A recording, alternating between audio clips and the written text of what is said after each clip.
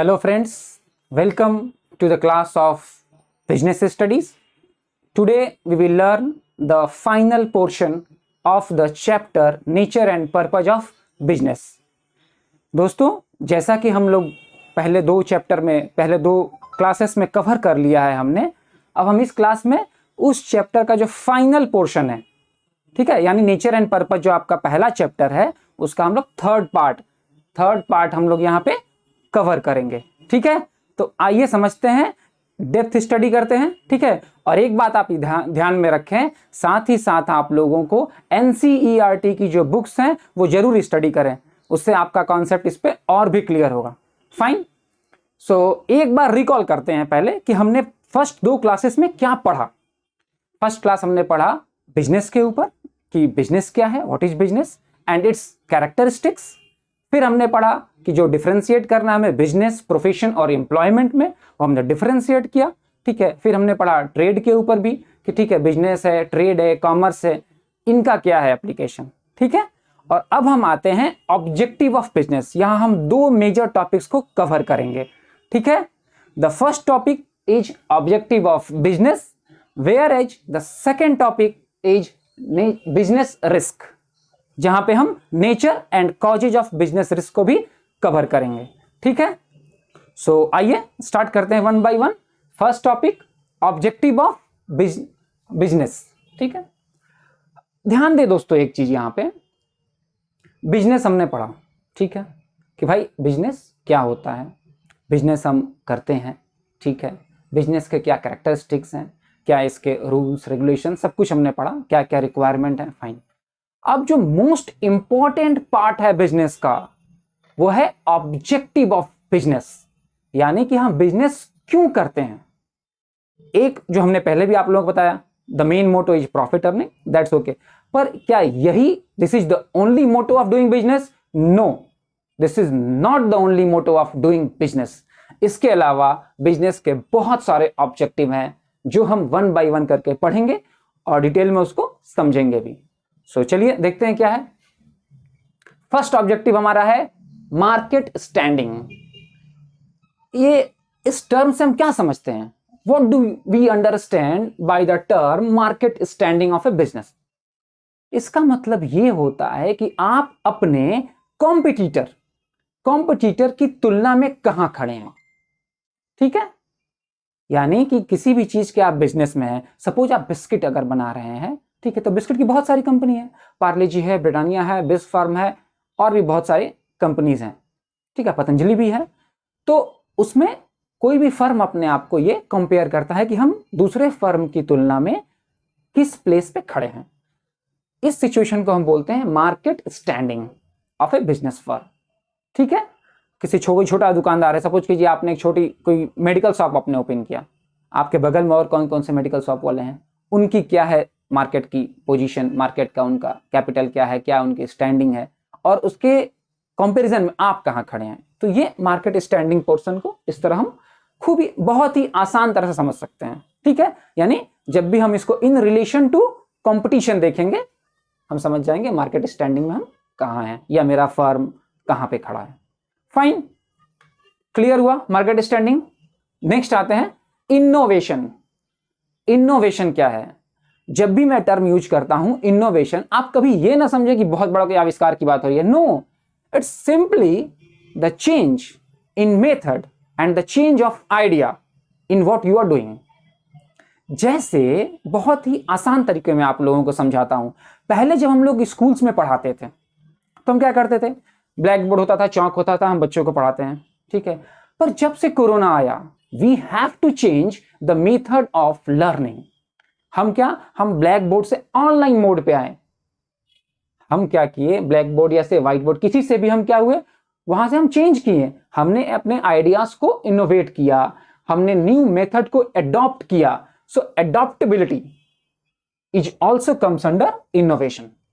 जो आप सिचुएशन के हिसाब से अपने आप को जब आप चेंज करते हैं, आप कुछ नहीं, इसमें कुछ आइडिया भी हो सकता है, कोई मेथड भी हो सकता है, तो उसको हम किस कैटेगरी में डालेंगे? इनोवेशन के कैटेगरी में। ठीक है, क्लियर, फाइन। अब आते हैं प्रोडक्टिविटी। प्रोडक्टिविटी में जब भी आपके सामने कोई वर्ड आए प्रोडक्टिविटी, आप क्लियर समझ लें इनपुट और आउटपुट रिस्पॉन्सेस क्या है, इससे हम समझते हैं कि प्रोडक्टिविटी क्या होगी उस फर्म की, बेटर है, कैसी है, अच्छी है, बुरी है, ये हम जब हमको जानना होता है प्रोडक्टिविटी के बारे में, ठीक है, तो हम फर्म का देखते हैं कि अगर फर्म के पास, चलो इसको एक एग्जांपल समझते हैं। सपोज करो कोई लेदर इंडस्ट्री है, उसके पास 1000 टन ऑफ, ठीक है, लेदर है, तो उससे एक फर्म ने उससे 1000 पीसेस ऑफ शूज बनाए, वहीं दूसरे किसी फर्म ने बहुत वेस्टेज कर दिया और वो उसने सिर्फ 100 पीसेस ही बनाया। दोनों की क्वालिटी को हम अगर सेम रखते हैं उस केस में, तो प्रोडक्टिविटी कौन से फर्म की अच्छी है? Firm 1 is more productive than firm 2, यानी ये आपके मैनेजर और एम्प्लॉयज की इफिशियंसी को भी दिखाता है कि how efficient worker are with you. So productivity इस टर्म में हम देखेंगे, ठीक है, इनपुट क्या आउटपुट, ठीक है। फिर आते हैं हम नेक्स्ट पे, क्या है, यूटिलाइजेशन ऑफ रिसोर्सेस। सो जब भी मैं रिसोर्स की बात करता हूं किसी भी फर्म के लिए, रिसोर्स भी क्या होते हैं? 2, एक क्या होता है फिजिकल रिसोर्स, और दूसरा जो रिसोर्स है वो क्या होगा? Financial resource.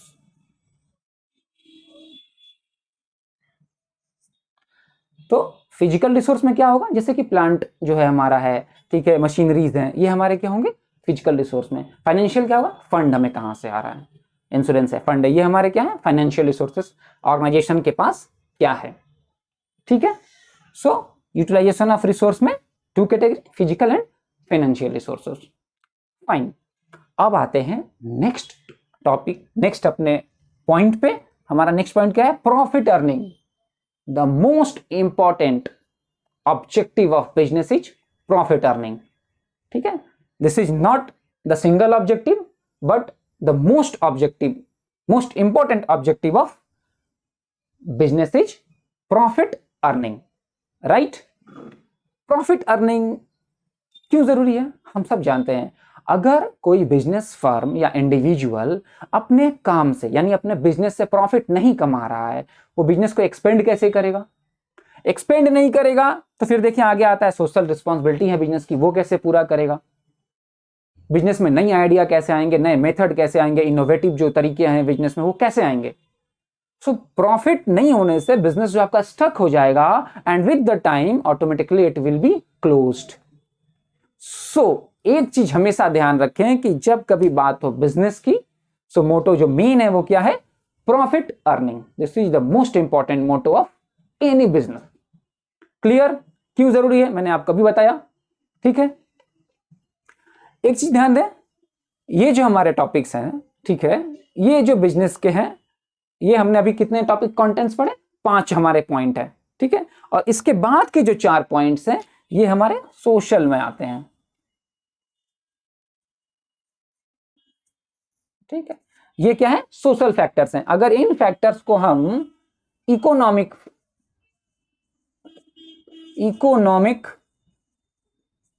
फैक्टर कंसीडर करें, ऑब्जेक्टिव ऑफ बिजनेस को अगर हम दो भाग में डिवाइड करते हैं, एक इकोनॉमिक और एक सोशल, तो up to here comes under economic and from here it's under social factor. आइए अब सोशल फैक्टर में पढ़ते हैं क्या क्या आता है, ठीक है। पहला हमारा है सोशल रिस्पॉन्सिबिलिटी। सोशल रिस्पॉन्सिबिलिटी हमने टर्म कहीं कहीं सुना होगा, CSR। What is the meaning of the CSR? It means corporate social responsibilities। Her corporates की कुछ सोशल रिस्पॉन्सिबिलिटी होती हैं। आप अगर सोसाइटी से अर्न करते हो, so you must have to give something to the society from where you are earning. ये मोटो भी क्लियर हो, क्योंकि आपके कुछ दायित्व उस सोसाइटी के प्रति भी बनते हैं। जैसे क्या? आप इन्वायरमेंट को हार्म, तकलीफ ना दें, इन्वायरमेंट को आप हार्म ना करें, ठीक है। इन्वायरमेंट की आप प्रोटेक्शन करें। आपके किसी भी तरह के, सपोज करें कोई हॉस्पिटल है, अगर वो हॉस्पिटल अपना वेस्ट मटेरियल को जगह जगह फेंक दे रहा है, तो इससे कितने ज्यादा वायरस, बैक्टीरिया या फंगस का स्प्रेड होगा, और पूरी सोसाइटी इससे डैमेज हो जाएगी।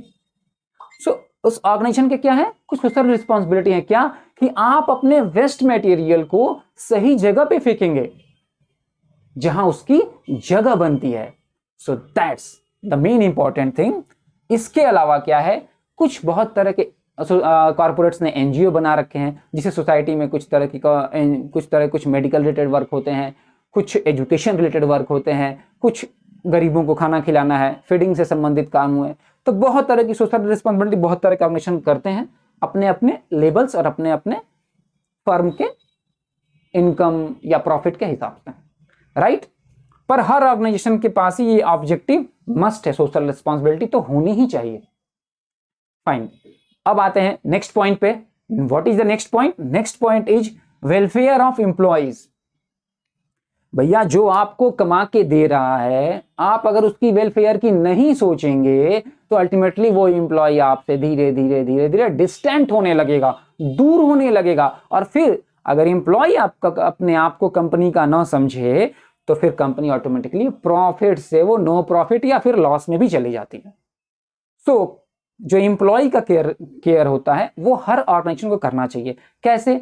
सपोज करें अगर मैनेजर्स हैं, एम्प्लॉय भी क्या होते हैं, दो तरह के, मैनेजर और वर्कर।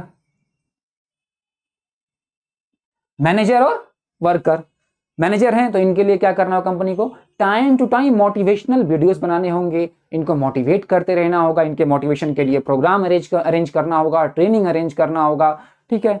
उसी ऑन द सेकेंड हैंड क्या देखते हैं, ऑन द अदर हैंड में क्या देखते हैं, अगर वर्कर है, फाइन है, वर्कर है तो क्या करना होगा, तो उनके लिए स्किल डेवलपमेंट के कोई प्रोग्राम है, कोई इंसेंटिव है, कोई बोनस है, इस तरह का कुछ भी मोटिवेशनल हमें प्रोग्राम वर्कर्स के लिए भी करते रहना होगा, ठीक है। तो हमारे वर्कर हैप्पी रहेंगे तो स्ट्राइक पे नहीं जाएंगे, प्रोडक्टिव रहेंगे, और नहीं तो फिर बहुत तरह के प्रॉब्लम्स कंपनी में आ सकती है। जैसे मैंने आपको बताया, स्ट्राइक हो सकता है, प्रोडक्टिविटी का में डिक्रीज हो सकता है, ठीक है। तो इन चीजों को अवॉइड करने के लिए बहुत ही जरूरी है, ठीक है, and it also comes under your social responsibility. Next क्या है, फेयर ट्रेड प्रैक्टिस। आप अगर फेयर ट्रेड प्रैक्टिस नहीं करोगे तो एट सम पॉइंट आप कभी ना कभी पकड़े जाओगे और फिर आपको लीगली जो फाइन, जुर्माना या समटाइम्स जेल भी हो सकती है। तो इसलिए हर ऑर्गेनाइजेशन के लिए जरूरी है, आप जब तक फेयर रहेंगे कस्टमर आपके लॉयल रहेंगे, ठीक है। सो आपको कस्टमर पॉइंट से भी अगर हम देखें या ऑर्गेनाइजेशन पॉइंट से भी, तो आपकी जहां ट्रेड प्रैक्टिस गलत हुई, आपने गलत प्रोडक्ट या गलत सामान या गलत प्राइस पे लोगों को बेचा। फेयर ट्रेड प्रैक्टिस का मतलब क्या होता है, या तो गलत सामान बेचना या गलत दाम पे बेचना, it may be more than MRP. अगर आप ये करते हो तो कभी ना पकड़े जाओगे तो यूर अल्टीमेटली जो आपका ब्रांड है उसकी वैल्यू डिक्रीज हो जाएगी, ठीक है। ब्रांड एक शॉप का भी होता है, एक पर्सन का भी होता है, और ब्रांड एक बड़ी ऑर्गेनाइजेशन का भी होता है। आपकी जो ब्रांड वैल्यू है ना वो फिर डिक्रीज होने लगेगी। सो हमें हमेशा याद रखना है, we have to go with the legal trade practice and fair trade practice, not the unfair means at all. एक चीज आप याद रखें, आप लोगों में से बहुत लोग हैं जो आगे जाके बिजनेस को स्टार्ट करेंगे अलग अलग फील्ड में, जरूर याद रखना आप कभी भी अनफेयर ट्रेड प्रैक्टिस मत करना। जब भी आप करोगे आप प्रॉब्लम में पड़ोगे ही पड़ोगे, ठीक है। सो हमेशा हमें कहता ना वो कछुए की चाल चलना है, अगर जीतना है तो खरगोश की तरह दौड़ेंगे जल्दी जल्दी तो कभी रेस में फर्स्ट नहीं आएंगे, ठीक है। मे भी स्लो प्रोसेस अडॉप्ट करना है, पर जो ट्रेड है वो कभी भी अनफेयर या इलीगल मींस नहीं होने चाहिए। गॉट इट, ठीक है। नेक्स्ट आते हैं एम्प्लॉयमेंट जनरेशन। एम्प्लॉयमेंट जनरेशन क्या सिर्फ गवर्नमेंट की रिस्पॉन्सिबिलिटी है? No, not at all. साथ ही साथ ये रिस्पॉन्सिबिलिटी बनती है बिजनेस फर्म्स की, कॉर्पोरेट्स की। जो ह्यूज पॉपुलेशन है उसको एम्प्लॉयमेंट देने की रिस्पॉन्सिबिलिटी उन एंटरप्रेन्योर्स पे है, गवर्नमेंट्स पे है या कॉर्पोरेट्स पे है, सब पे कॉम्बाइन, ठीक है। कि आप के पास जो भी प्रॉफिट आ रहा है उससे आप अपने आप को एक्सपेंड करेंगे, then it means you need some hands. So from where you will get the hands? You will get your hands from the society, and by getting the hands from the society, ultimately what you are doing, you are generating the employment. So that is the most important thing in social responsibility. आप अगर employment generation कर रहे हो तो आप बहुत पूरे family को, बहुत लोगों को, ठीक है, स्टारवेशन या बहुत ऐसी चीजों से बचाते हैं, ठीक है, यू आर फीडिंग पीपल्स। सो ये मोटो आपको ध्यान में रखना है कि हमें एम्प्लॉयमेंट जनरेशन भी करना, अपने फर्म को इतना बड़ा करना है जिससे हम मैक्सिमम एम्प्लॉयमेंट जनरेशन कर सकें। So that's all about objective of business. Hopefully आप लोगों को ये एकदम क्लियर हो गया होगा, ठीक है, कि ऑब्जेक्टिव ऑफ बिजनेस क्या है। अब हम आते हैं अपने नेक्स्ट कंटेंट जो हमें इस क्लास पे कवर करना है, वो है हमारा बिजनेस रिस्क। समझते हैं पहले हम कि बिजनेस, ठीक है, हमने पढ़ा, बिजनेस कैरेक्टरिस्टिक पढ़ा, ऑब्जेक्टिव पढ़ा, सब पढ़ा, लेकिन बिजनेस में रिस्क भी है और रिस्क को हमको समझना होगा कि कैसे रिस्क होते हैं। सबसे पहले ये देखते हैं कि रिस्क है क्या। तो ये देखें, बिजनेस रिस्क अगर हमें डिफाइन करना हुआ तो हम ऐसे करेंगे कि क्या है ये, पॉसिबिलिटी ऑफ इनएडिक्वेट प्रॉफिट और लॉस ड्यू टू अनसर्टेनिटी और अनएक्सपेक्टेड इवेंट्स। यानी कि कोई भी अनसर्टेनिटी अगर आ जाए तो ये क्या है, बिजनेस में एक रिस्क है। अनसर्टेनिटी क्या होंगी वो आपको अभी हम बताएंगे। इसके अलावा अनएक्सपेक्टेड इवेंट आ जाए, ठीक है, तो ये जैसे मैंने एक्सपेक्ट ना किया हो बिजनेस स्टार्ट करते वक्त, ठीक है, तो ऐसी चीजें आ जाने पे इन परिस्थिति में हम क्या क्या चीजें हो सकती हैं, अब हम उनको समझेंगे, ठीक है। देखें, जो बिजनेस रिस्क है ना, वो बेसिकली दो तरह की होती है। क्या, एक होती है स्पेकुलेटिव और दूसरी होती है प्योर रिस्क, ठीक है। Business risk has two kinds, the first one is speculative and the second one is pure risk. So पहले समझते हैं स्पेकुलेटिव रिस्क क्या है और ये कैसे एराइज होता है, ठीक है। ये एराइज होता है change in market.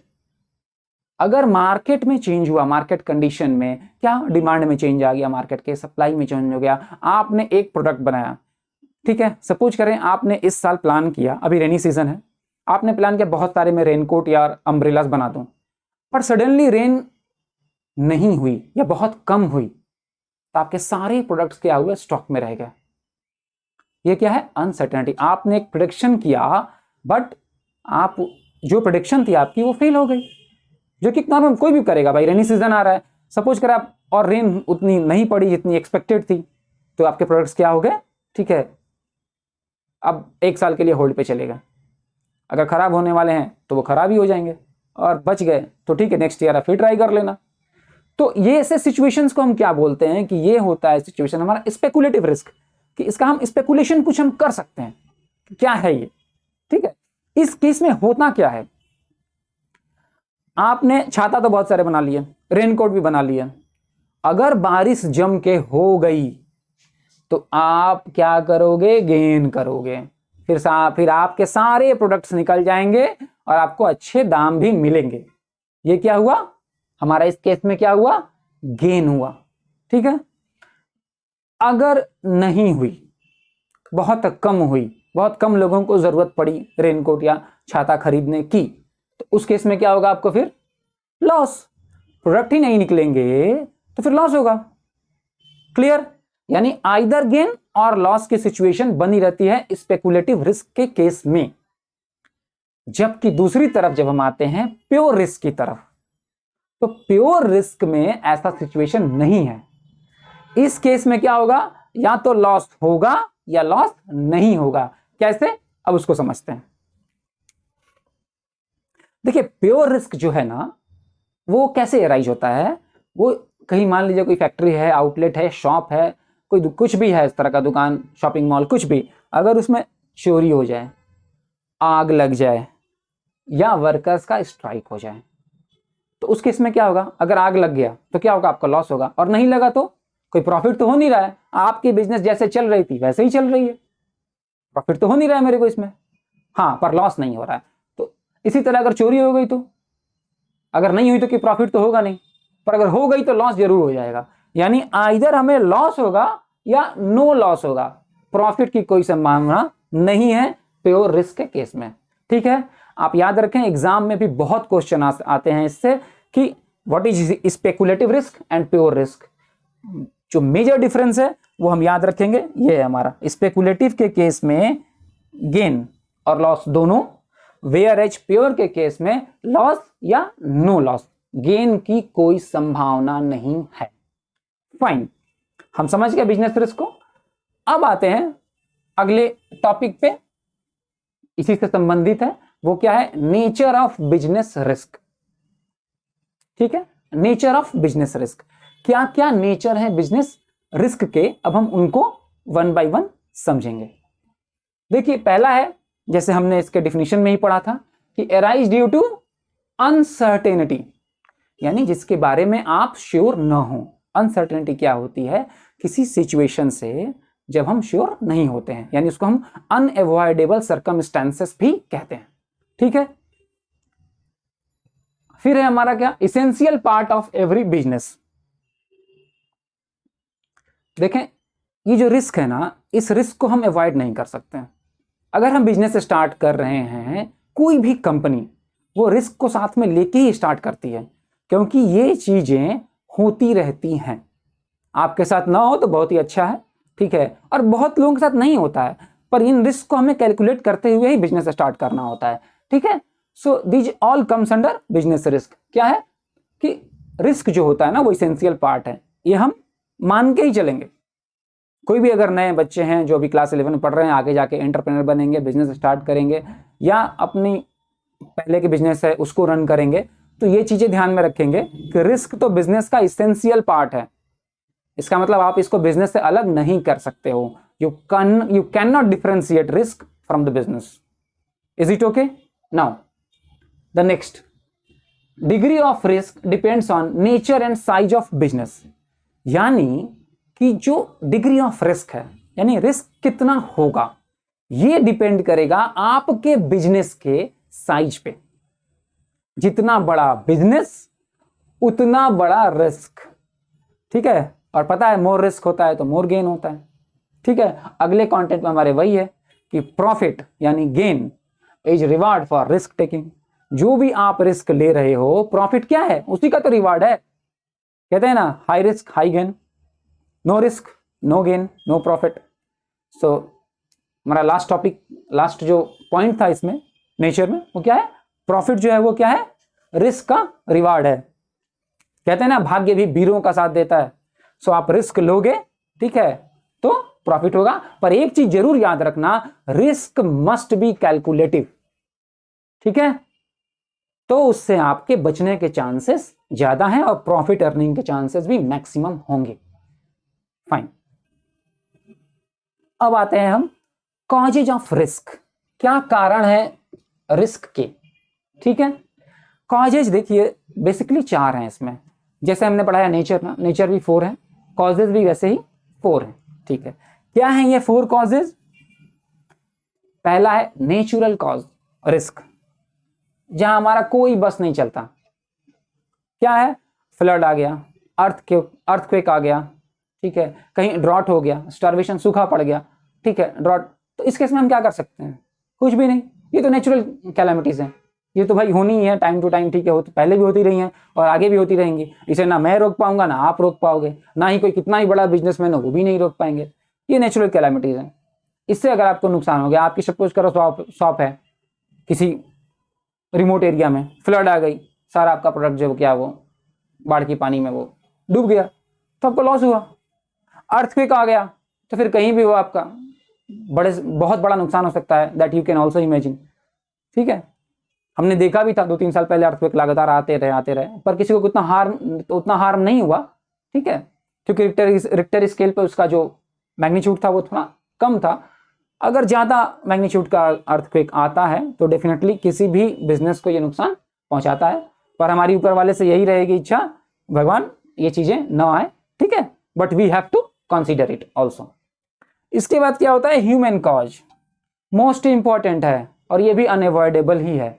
As we are human, we have certain kind of psychology and we have to go through with these processes. Fine, so आप समझ लें इसे।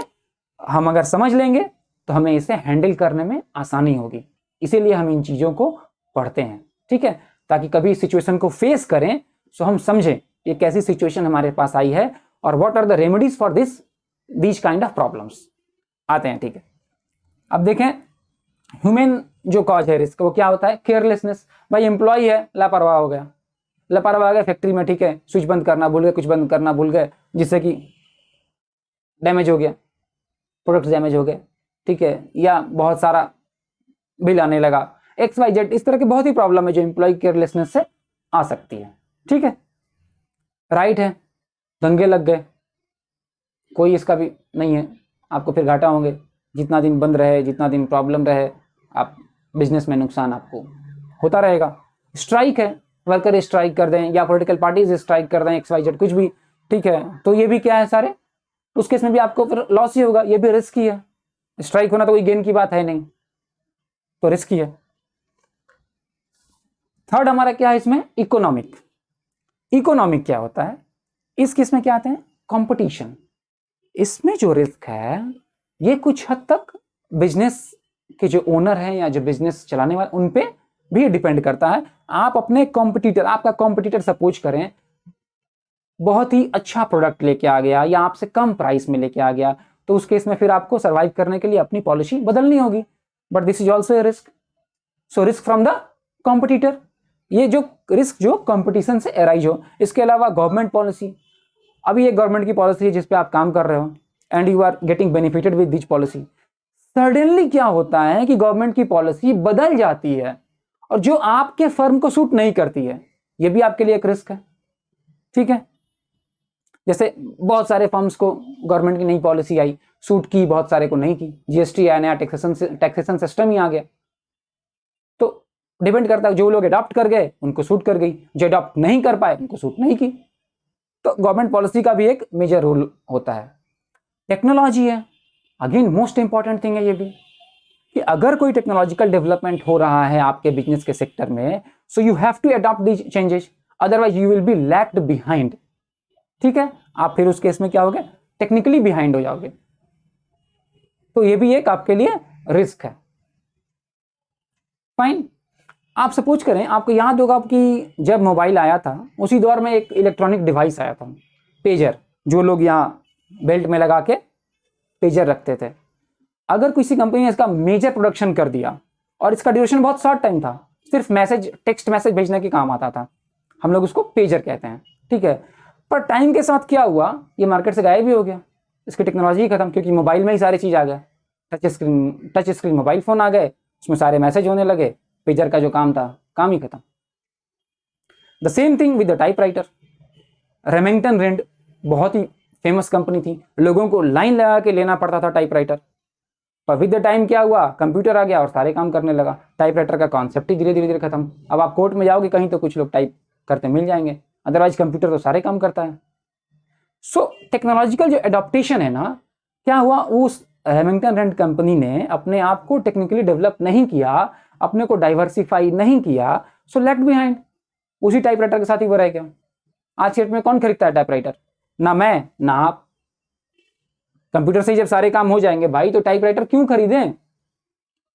फाइन, तो हमें याद रखना होगा या हमें ध्यान भी रखना होगा इन चीजों का कि किस किस तरह के रिस्क अराइज होते हैं।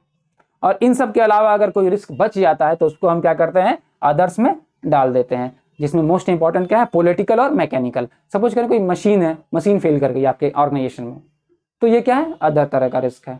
कोई पॉलिटिकल डिस्टर्बेंस आ गया, भाई पॉलिटिकल डिस्टर्बेंस तो बहुत आ सकता है, आपके किसी विधायक से नहीं बन रही है या किसी MP MLA से, ठीक है, अगर नहीं बनती है ये पॉलिटिकल, तो आप पॉलिटिकली किसी और पार्टी में जाते हैं या सब XYZ में, तो ये इस तरह के पॉलिटिकल डिस्टर्बेंस आते रहते हैं टाइम टू टाइम, ये भी बिजनेस रिस्क में आता है। ठीक है, इस पर और डिटेल पे बात करने की जरूरत नहीं है, वी ऑल आर मैच्योर, हम समझ सकते हैं किस तरह की पॉलिटिकल डिस्टर्बेंस आ सकती हैं। ठीक है, ये छोटे से बड़े हर कंपनी के साथ होती हैं। फाइन, सो आइए एक बार हम रिकॉल करते हैं कि हमने आज क्या पढ़ा, वन बाय वन। सो ठीक है, और ये हमारा क्लास 11 का फर्स्ट चैप्टर का लास्ट टॉपिक है। ठीक है, अगर कुछ टॉपिक या कोई कंटेंट छूट जाता है तो आप हमें टेक्स्ट कर दें, ठीक है, यूट्यूब पे या मैसेंजर में कहीं भी मुझे टेक्स्ट कर दें, वो टॉपिक भी कवर कर लिया जाएगा। ठीक है, आज हमारा ये फर्स्ट चैप्टर कंप्लीट होता है, एक बार इसे रिकॉल करते हैं। फाइन, आते हैं। फर्स्ट है हमारा ऑब्जेक्टिव ऑफ बिजनेस, हमने पढ़ा, यहाँ हमने 8-9 पॉइंट्स पढ़े। ठीक है, वन बाई वन करके। उसके बाद हमने पढ़ा बिजनेस रिस्क, जिसमें हमने दो टाइप पढ़ा, speculative and pure risk. Speculative gain और लॉस, प्योर लॉस और नो लॉस। फिर हमने पढ़ा नेचर, उसके बाद causes of risk, nature of risk and then causes of risk. दोनों के 4-4 पॉइंट है, इसके सपोज करें 8 या 9। तो ये आपको मेमोराइज करने में बहुत ही आसान लगेगा। पूरा चैप्टर हमने बहुत ही कम टाइम में आप लोगों को बता दिया, ठीक है, जिससे कि ये आप लोगों को एकदम क्रिस्टल क्लियर हो जाए चीजें। फाइन, सो चलिए, थैंक यू। आप हमारे चैनल को जरूर सब्सक्राइब करें, ठीक है, लाइक करें और शेयर करें, ठीक है। Thank you to all of you.